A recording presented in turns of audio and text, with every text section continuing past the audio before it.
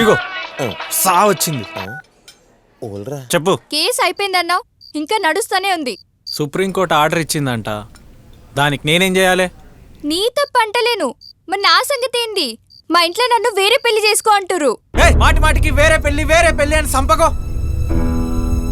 నిజంగా లవ్ చేస్తే జీవితం మొత్తం ఆగాలే.